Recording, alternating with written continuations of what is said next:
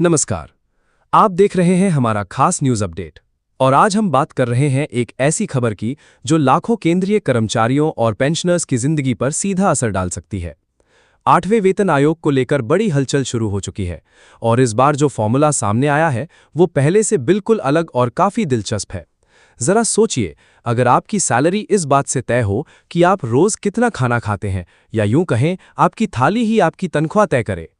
जी हाँ, इस बार चर्चा में है 3490 कैलोरी की एक डाइट जो तय कर सकती है केंद्रीय कर्मचारियों की न्यूनतम बेसिक सैलरी। अब सवाल ये है, आखिर ये 3490 कैलोरी वाला फॉर्मूला क्या है? दरअसल कर्मचारी संगठनों ने सुझाव दिया है कि न्यूनतम वेतन तय करते समय एक सामान्य परिवार की रोजाना पोषण जरूरत को आधार बनाया जाए। इसमें यह माना गया है कि एक परिवार को स्वस्थ जीवन के लिए रोज लगभग 3490 कैलोरी की जरूरत होती है। लेकिन बात सिर्फ खाने तक सीमित नहीं है।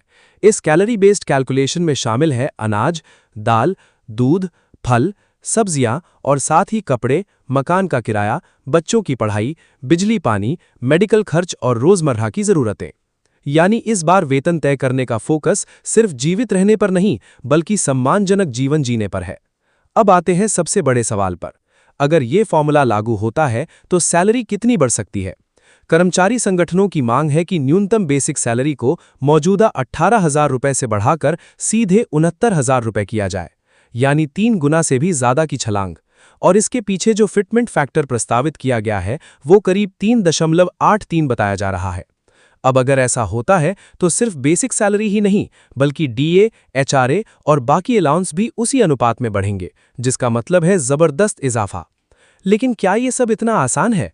जवाब है नहीं, क्योंकि ये सिर्फ एक प्रस्ताव है। अंतिम फैसला सरकार को लेना है और इतिहास गवाह है कि पिछली बार यानी 7वें वेतन आयोग में भी कर्मचारियों की मांग से कम फिटमेंट फैक्टर लागू किया गया था। इसलिए इस बार भी उम्मीद और हकीकत के बीच अंतर हो सकता है। अब एक और अहम बात, 8वां वेतन आयोग अभी शुरुआती चरण में है और इसकी सिफारिशें आने में अभी समय है। संभावना है कि 2027 तक इसका पूरा ढांचा सामने आए। यानी फिलहाल जो भी चर्चा है वो भविष्य की तस्वीर है, लेकिन इसने कर्मचारियों के बीच उत्साह जरूर बढ़ा दिया है। अब सोचने वाली बात यह है, क्या सच में 3490 कैलोरी वाला ये फॉर्मूला लागू होगा? क्या सरकार इतनी बड़ी सैलरी बढ़ोतरी को मंजूरी देगी? और अगर देती है तो इसका असर देश की अर्थव्यवस्था पर क्या होगा? क्योंकि जहां एक तरफ कर्मचारियों की आय बढ़ेगी, वहीं दूसरी तरफ सरकारी खर्च भी काफी बढ़ जाएगा। तो ये फैसला सिर्फ कर्मचारियों के लिए ही नहीं बल्कि पूरे आर्थिक ढांचे के लिए बेहद अहम होने वाला है। फिलहाल ये खबर उम्मीदों को नई उड़ान दे रही है और हर कर्मचारी की नज़र अब 8वें वेतन आयोग पर टिकी हुई है। आप क्या सोचते हैं? क्या सैलरी तय करने का ये नया तरीका सही है? क्या इससे कर्मचारियों की जिंदगी बेहतर होगी? अपनी राय हमें कमेंट में जरूर बताएं और ऐसी ही बड़ी और जरूरी खबरों के लिए चैनल को सब्सक्राइब करना न भूलें। धन्यवाद।